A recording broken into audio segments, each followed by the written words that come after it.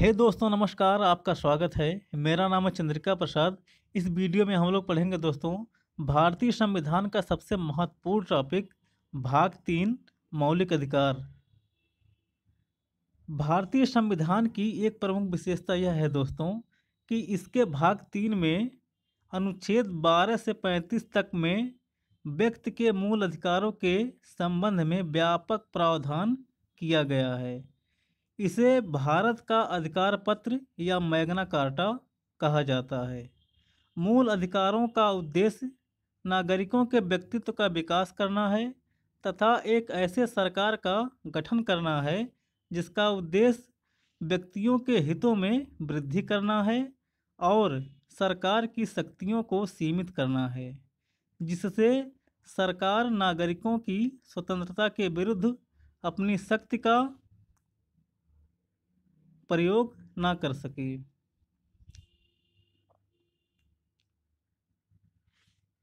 भारतीय संविधान में वर्णित मौलिक अधिकारों को 6 भागों में बांटा गया है। नंबर 1, समानता का अधिकार, अनुच्छेद 14 से 18। नंबर 2, स्वतंत्रता का अधिकार, अनुच्छेद 19 से 22। नंबर 3, शोषण के विरुद्ध अधिकार, अनुच्छेद 23 एवं 24। नंबर 4, धार्मिक स्वतंत्रता का अधिकार, अनुच्छेद 25 से 28। नंबर 5, संस्कृति और शिक्षा संबंधी अधिकार, अनुच्छेद 29 एवं 30। और छठवां है संवैधानिक उपचारों का अधिकार, अनुच्छेद 32।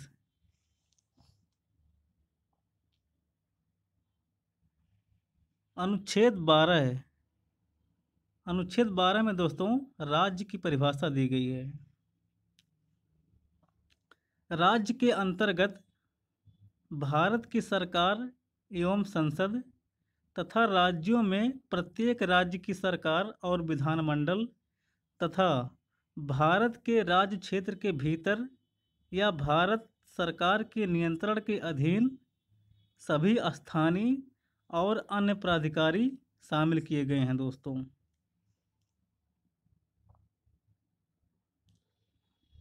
अनुच्छेद 13 है, मूल अधिकारों से असंगत या उनका अल्पीकरण करने वाली विधियां। अनुच्छेद 13 है, राज्य के विरुद्ध नागरिकों के मूल अधिकारों के संरक्षण की गारंटी देता है दोस्तों। यदि राज्य द्वारा कोई ऐसी विधि बनाई जाती है जो मौलिक अधिकारों का उल्लंघन करती है तो न्यायालय उसको शून्य घोषित कर सकता है।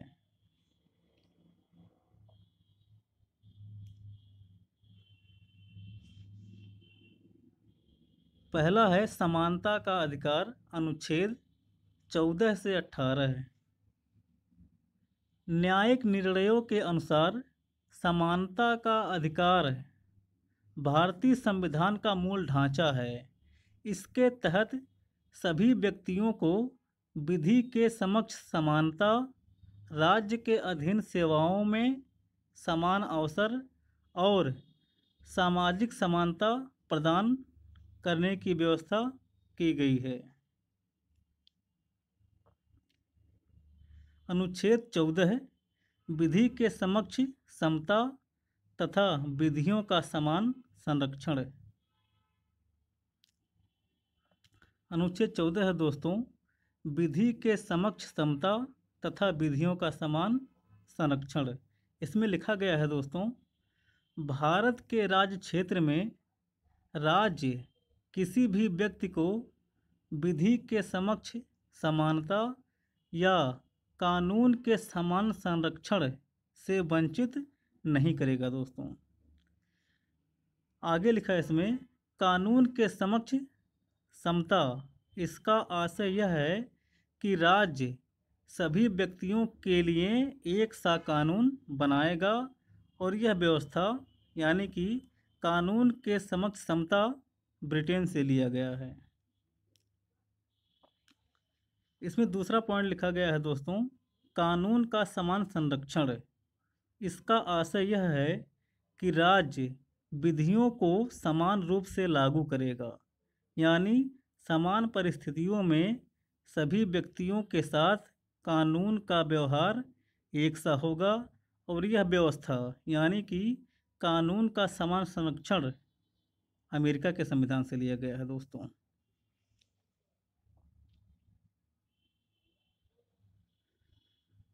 अनुच्छेद 15 है, धर्म, मूल वंश, जाति, लिंग या जन्मस्थान के आधार पर विभेद का प्रतिषेध। इसमें 2 पॉइंट लिखा गया है दोस्तों। पहला, राज्य द्वारा धर्म, मूल वंश, जाति, लिंग या जन्म स्थान आदि के आधार पर नागरिकों के प्रति जीवन में किसी क्षेत्र में जीवन के किसी क्षेत्र में पक्षपात नहीं किया जाएगा। दूसरा पॉइंट, कानून द्वारा निश्चित किया गया है कि सभी नागरिकों के साथ दुकान, सार्वजनिक स्थानों जैसे कुओं, तालाबों, स्नान घरों, सड़कों आदि पर किसी भी प्रकार का भेदभाव नहीं किया जाएगा दोस्तों।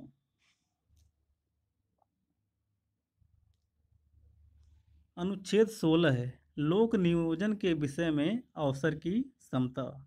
लोक नियोजन का मतलब होता है दोस्तों सरकारी नौकरी। तो सरकारी नौकरी के संबंध में अवसर की समता, यह मूल अधिकार केवल नागरिकों को प्राप्त है। यह मूल अधिकार केवल भारतीय नागरिकों को प्राप्त है दोस्तों। इस अनुच्छेद के खंड 1 में कहा गया है कि राज्य के अधीन किसी पद पर नियोजन या नियुक्ति से संबंधित विषयों में सभी नागरिकों के लिए समान अवसर की समानता होगी। फिर से पढ़ रहा हूँ दोस्तों। अनुच्छेद 16 में लिखा है कि यह मूल अधिकार केवल नागरिकों को प्राप्त है। इस अनुच्छेद के खंड 1 में कहा गया है कि राज्य के अधीन किसी पद पर नियोजन या नियुक्ति से संबंधित विषयों में सभी नागरिकों के लिए अवसर की समानता होगी तथा खंड 2 में कहा गया है कि राज्य के अधीन किसी नियोजन या पद के संबंध में केवल धर्म, मूल वंश, लिंग, उद्भव, जन्म स्थान, निवास या इनमें से किसी के आधार पर ना तो कोई नागरिक अयोग्य होगा और ना ही उससे भेद किया जाएगा।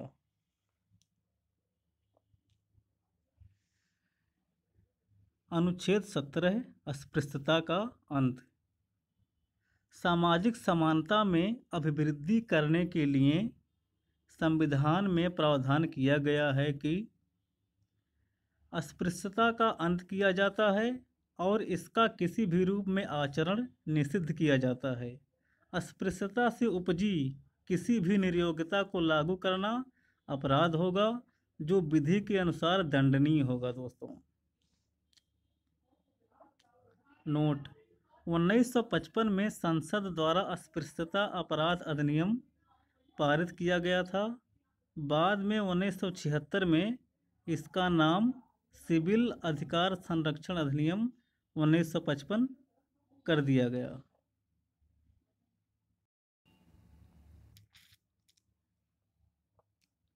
अनुच्छेद 18 उपाधियों का अंत। इसमें लिखा है नंबर 1, राज्य, सेना या शिक्षा संबंधी सम्मान के सिवाय कोई और उपाधि प्रदान नहीं करेगा। नंबर 2, भारत का कोई भी नागरिक, कर्मचारी, अधिकारी विदेशी राज्य से कोई उपाधि या भेंट, उपलब्धि या पद राष्ट्रपति की अनुमति के बिना स्वीकार नहीं करेगा दोस्तों। नोट, लेकिन यह व्यवस्था किया गया है, लेकिन संविधान में विशेष सैनिक सेवा के लिए परमवीर चक्र, महावीर चक्र, वीर चक्र तथा अशोक चक्र तथा इसी तरह विद्या या शिक्षा के क्षेत्र में विशिष्ट कार्य करने के लिए भारत रत्न, पद्म विभूषण, पद्म भूषण तथा पद्म श्री प्रदान किया जाता है दोस्तों।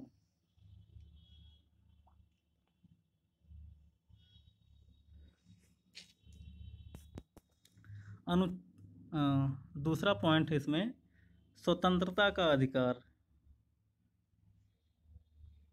स्वतंत्रता का अधिकार अनुच्छेद 19 से 22।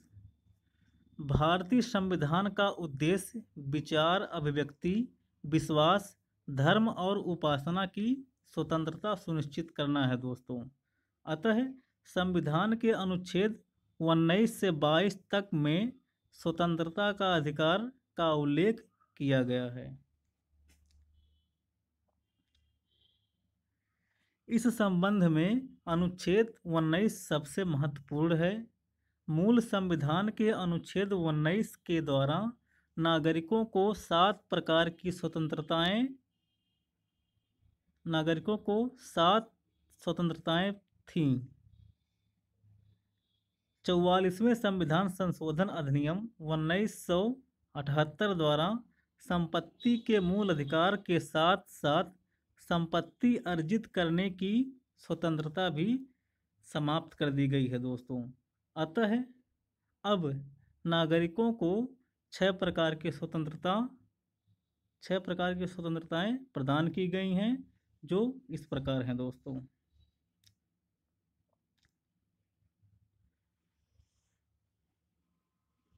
अनुच्छेद 19 विचार और अभिव्यक्ति की स्वतंत्रता। इसमें लिखा है दोस्तों, सभी नागरिकों को का वाक् स्वतंत्रता एवं अभिव्यक्ति की स्वतंत्रता का, शांतिपूर्वक और निरायुध सम्मेलन का, संगम बनाने का, भारत राज्य क्षेत्र में सर्वत्र अबाध आचरण का, भारत के राज्य क्षेत्र के किसी भाग में निवास का, कोई भी वृत्ति, उपजीविका, व्यापार या कारोबार करने का अधिकार होगा दोस्तों।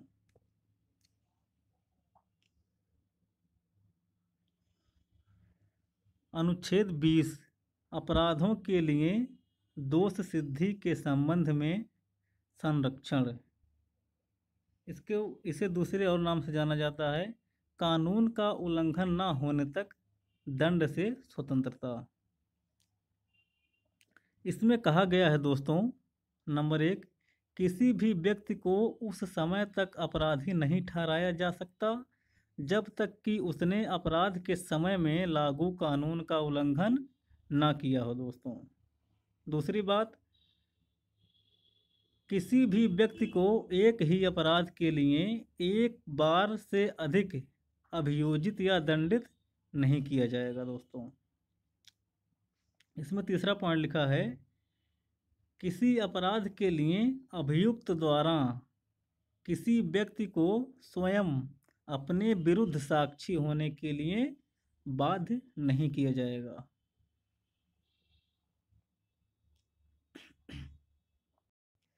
अनुच्छेद 21 प्राण और दैहिक स्वतंत्रता का संरक्षण।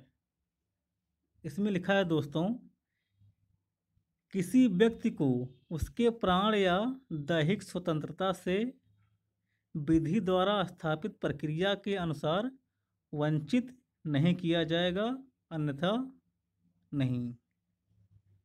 अनुच्छेद 21 शिक्षा का अधिकार। देखिए दोस्तों, राज्य 6 से 14 वर्ष की आयु वाले सभी बच्चों के लिए निःशुल्क और अनिवार्य शिक्षा ऐसी रीति में जो राज्य विधि द्वारा अवधारित करे उपलब्ध कराएगा। नोट, संविधान के 86वें संशोधन अधिनियम 2000 द्वारा अनुच्छेद 21A जोड़ा गया। इस अधिकार को व्यवहारिक रूप देने के लिए संसद में निःशुल्क निःशुल्क एवं अनिवार्य शिक्षा अधिनियम 2009 पारित किया गया था, जो 1 अप्रैल 2010 से लागू है दोस्तों।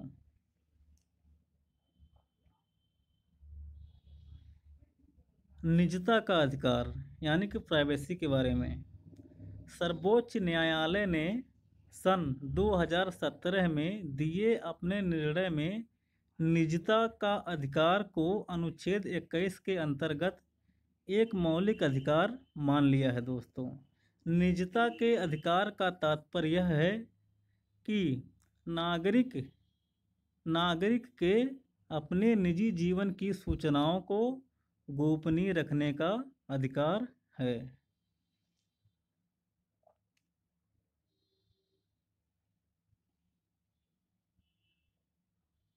अनुच्छेद 22 कुछ दशाओं में गिरफ्तारी और निरोध से संरक्षण।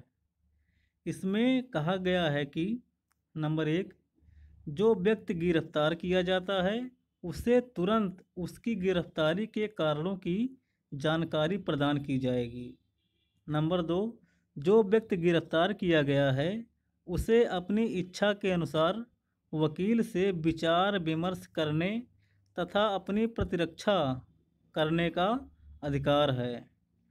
नंबर 3, जो व्यक्ति गिरफ्तार किया जाता है उसे उसकी गिरफ्तारी के 24 घंटे के अंदर निकटतम मजिस्ट्रेट के समक्ष पेश किया जाना चाहिए। इस 24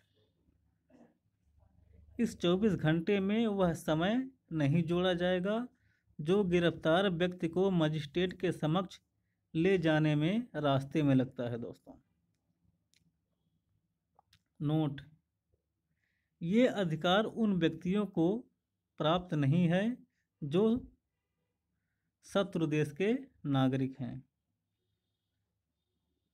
चौथा पॉइंट, निवारक नज़रबंदी। किसी प्रकार का अपराध किए जाने से पूर्व और बिना किसी प्रकार की न्यायिक प्रक्रिया के ही नज़रबंदी।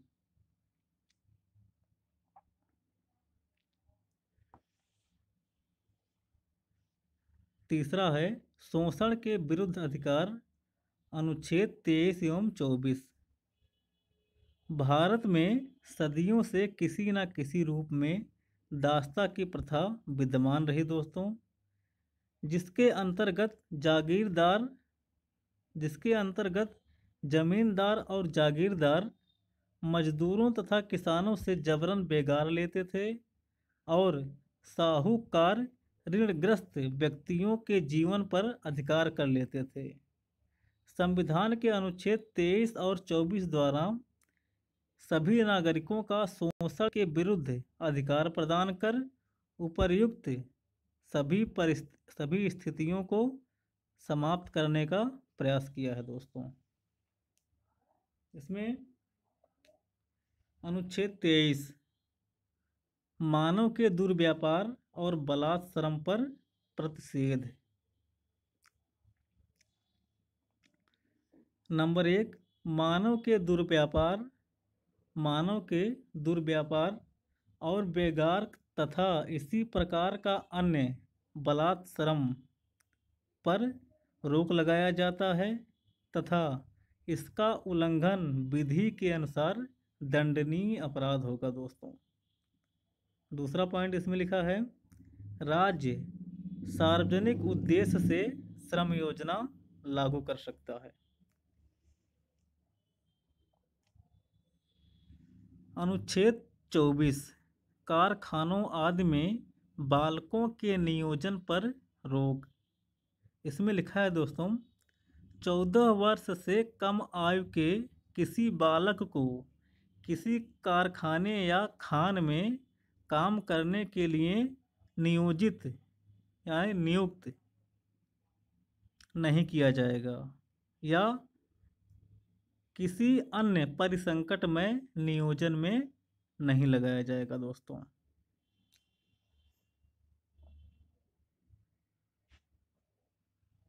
मौलिक अधिकार में चौथा पॉइंट है धार्मिक स्वतंत्रता का अधिकार, अनुच्छेद 25 से 28। भारतीय संविधान के अनुच्छेद 25 से 28 द्वारा सभी व्यक्तियों को, चाहे विदेशी नागरिक हो या भारतीय, धार्मिक स्वतंत्रता का अधिकार प्रदान किया जाता है। अनुच्छेद 25 है दोस्तों, अंतःकरण की और धर्म को अबाध रूप से मानने की, आचरण और प्रचार की स्वतंत्रता।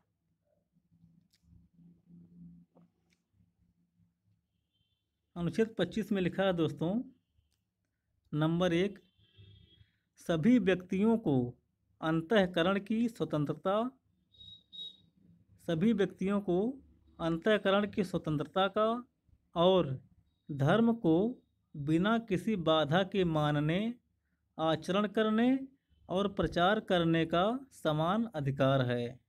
लेकिन इस स्वतंत्रता तथा अधिकार पर लोक स्वास्थ्य, सदाचार एवं स्वास्थ्य के आधार पर प्रतिबंध लगाया जा सकता है।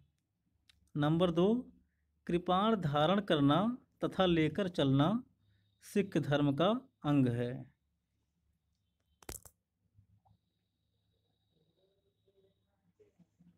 अनुच्छेद 26, धार्मिक कार्यों की प्रबंधन की स्वतंत्रता।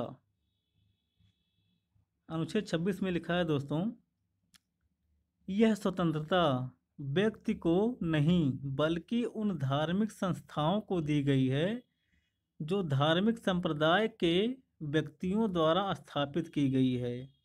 संसद के अधिनियम द्वारा स्थापित संस्था को धार्मिक कार्यों के प्रबंधन की स्वतंत्रता नहीं है दोस्तों। अनुच्छेद 26 द्वारा धार्मिक अनुयायियों को, अनुच्छेद 26 द्वारा धार्मिक अनुयायियों को यह अधिकार दिया गया है कि नंबर 1, धार्मिक और परोपकारी कार्यों के लिए संस्थाएं बना सकेंगे और उनका संचालन कर सकेंगे। और दूसरी बात लिखी है कि अपने धार्मिक मामलों का प्रबंधन कर सकेंगे। अनुच्छेद 27, धार्मिक कार्यों के लिए व्यय की जाने वाली राशि को कर से मुक्ति। ऐसी समस्त आय, इसमें लिखा है दोस्तों कि ऐसी समस्त आय को कर से मुक्त कर दिया गया है जिसे धार्मिक एवं परोपकारी कार्यों में खर्च करना निश्चित किया गया हो। अनुच्छेद 28, अनुच्छेद 28, कुछ धार्मिक संस्थाओं में धार्मिक शिक्षा में उपस्थित होने की स्वतंत्रता। इसमें लिखा है नंबर 1, राज्य निधि से पूर्णतः पोषित किसी संस्था में धार्मिक शिक्षा नहीं दी जाएगी। इसमें ऐसे लिखा है दोस्तों कि राज्य के द्वारा निधि से पूर्णतः पोषित किसी संस्था में धार्मिक शिक्षा नहीं दी जाएगी। नंबर 2, राज्य द्वारा मान्यता प्राप्त या आर्थिक सहायता प्राप्त शिक्षण संस्था में किसी व्यक्ति को किसी धर्म विशेष की शिक्षा ग्रहण करने के लिए बाध्य नहीं, जब तक कि उस व्यक्ति ने या यदि वह अवयस्क है तो उसके संरक्षण ने इसके लिए सहमति नहीं दे दी हो। मौलिक अधिकार में 5वां पॉइंट है दोस्तों, संस्कृति और शिक्षा संबंधी अधिकार। अनुच्छेद 29 एवं 30, भारत की सांस्कृतिक अनेकता के कारण संविधान निर्माताओं द्वारा भारत के नागरिकों को संस्कृति तथा शिक्षा संबंधी निम्नलिखित अधिकार दिए हैं। अनुच्छेद 29, अल्पसंख्यक वर्गों के हितों का संरक्षण।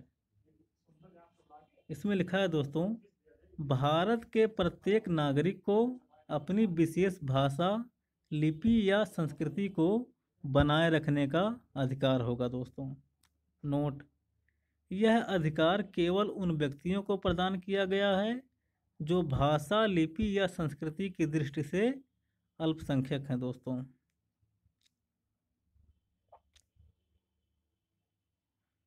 अनुच्छेद 30, शिक्षा संस्थाओं की स्थापना और प्रशासन करने का अल्पसंख्यक वर्गों का अधिकार।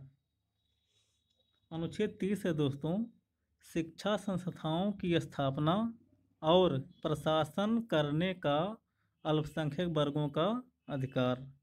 इसमें लिखा है दोस्तों, नंबर 1, धर्म या भाषा पर आधारित सभी अल्पसंख्यक वर्गों को अपनी रुचि की शिक्षा संस्थाओं की स्थापना और प्रशासन का अधिकार होगा। फिर से पढ़ देता हूँ दोस्तों।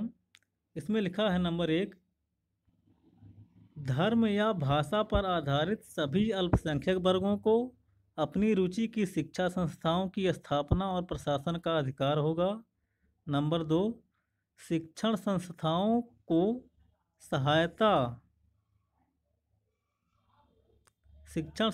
को सहायता देने में राज्य इस आधार पर भेद नहीं करेगा कि वह धर्म, भाषा पर आधारित किसी अल्पसंख्यक वर्ग के प्रबंधन में है। नोट, अनुच्छेद 31 संपत्ति का अधिकार था, जो अब अनुच्छेद 300A में रख दिया गया है दोस्तों, यानी कि अनुच्छेद 31 बीच में से हटा दिया गया है। मौलिक अधिकार में छठवां पॉइंट है दोस्तों, संवैधानिक उपचारों का अधिकार। संवैधानिक उपचारों का अधिकार, अनुच्छेद 32।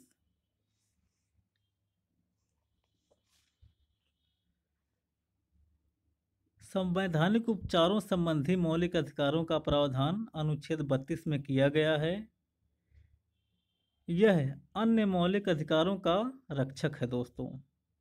संविधान के भाग 3 में प्रत्याभूत मौलिक अधिकारों का यदि राज्य द्वारा उल्लंघन किया जाए तो राज्य के विरुद्ध उपचार प्राप्त करने के लिए संविधान के अनुच्छेद 32 के अधीन उच्चतम न्यायालय में तथा अनुच्छेद 226 के अधीन उच्च न्यायालय में रिट याचिका दाखिल करने का अधिकार नागरिकों को प्रदान किया गया है। इस अनुच्छेद के संबंध में संविधान सभा में डॉक्टर भीमराव अम्बेडकर ने कहा था कि इसके बिना संविधान अर्थहीन है, यह संविधान की आत्मा तथा हृदय है।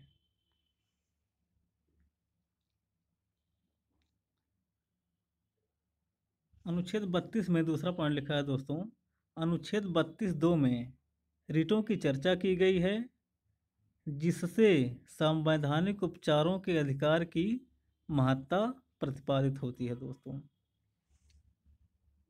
इसमें 5 प्रकार की रिटें हैं। नंबर 1, बंदी प्रत्यक्षीकरण, हैबियस कार्पस। नंबर 2, परमादेश, मैंडेमस। नंबर 3, प्रतिषेध, प्रोहिबिजन। नंबर 4, उत्प्रेषण, सर्सियोरी। नंबर 5, अधिकार परीक्षा, कोवारंटो। ये पांचों रिटें बहुत महत्वपूर्ण है दोस्तों। इन रिटों का अंग्रेजी में नाम पूछता है और उसका हिंदी पूछता है, तो ये बताना रहता है दोस्तों, या तो मिलाने के लिए दे देता है, एक तरफ हिंदी में एक तरफ अंग्रेजी में, इसको मिलाने के लिए आता है, तो ये बहुत इम्पोर्टेंट है दोस्तों। तीसरा पॉइंट, संसद कानून बनाकर सर्वोच्च न्यायालय के अलावा भारत के अन्य राज्यों। नंबर 3 में, संसद कानून बनाकर सर्वोच्च न्यायालय के अलावा भारत के अन्य न्यायालयों को भी याचिका जारी करने का आदेश दे सकती है। अनुच्छेद 32(2) में दिए गए पांचों रिटों का विवरण इस प्रकार है। नंबर 1, बंदी प्रत्यक्षीकरण। इसको लैटिन भाषा में हैबियस कार्पस कहा गया है दोस्तों, जिसका अर्थ होता है सशरीर उपस्थित होना। इसके अंतर्गत न्यायालय गिरफ्तारी का आदेश जारी करने वाले अधिकारी को आदेश देता है कि वह बंदी को न्यायाधीश के सामने उपस्थिति दर्ज करे और उसे कैद करने की वजह बताए। न्यायाधीश अगर उन कारणों से असंतुष्ट है तो बंदी को तत्काल रिहा करने का आदेश देता है दोस्तों। दूसरा पॉइंट, परमादेश। इसको लैटिन भाषा में मैंडेमस कहा जाता है दोस्तों, जिसका अर्थ होता है हम आदेश देते हैं। इन शब्द का इंग्लिश और ये जो हिंदी है इसका अर्थ हो रहा है दोस्तों, जैसे परमादेश का मैंडेमस और इसका अर्थ है हम आदेश देते हैं। ये भी पूछता है दोस्तों, हम आदेश देते हैं ये किसका है, तो आप लगाएंगे अगर हम आदेश देते हैं तो परमादेश का। इसके पहले वाले में अगर पूछा है कि सशरीर उपस्थित होना तो यह बंदी प्रत्यक्षीकरण का। परमादेश इसको लैटिन भाषा में मैंडेमस कहा गया है, जिसका अर्थ होता है हम आदेश देते हैं। इसके द्वारा न्यायालय अधिकारी को आदेश देती है कि वह उस कार्य को करे जो उसके अधिकार क्षेत्र के अंतर्गत है। नंबर 3, प्रतिषेध। इसको लैटिन भाषा में प्रोहिबिशन कहा गया है, जिसका अर्थ होता है किसी कार्य को करने से रोकना। तो इसकी हिंदी भी आनी चाहिए दोस्तों और इसकी इंग्लिश भी आनी चाहिए। तो इसके माध्यम से न्यायालय के न्यायिक या अर्ध न्यायिक संस्था को अपने अधिकार क्षेत्र से बाहर निकलकर कार्य करने से रोकती है दोस्तों।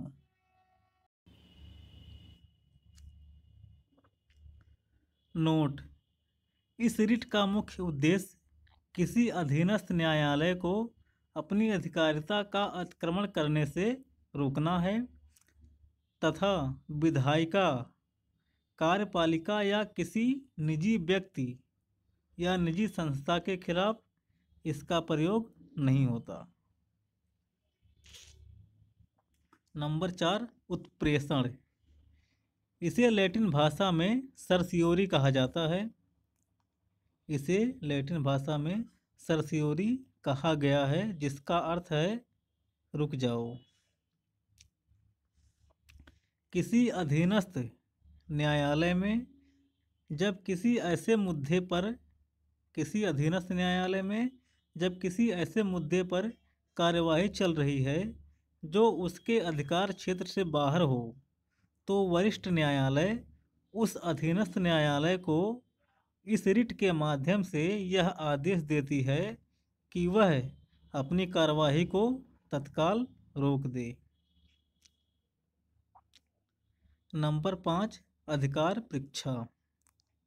लैटिन भाषा में इसे को वारंटो कहा गया है, जिसका अर्थ है किस अधिकार से। यदि कोई व्यक्ति किसी पद पर अवैधानिक रूप से आसीन है तो न्यायालय उससे पूछ सकती है कि आप किस अधिकार से इस पद पर आसीन हुए हैं।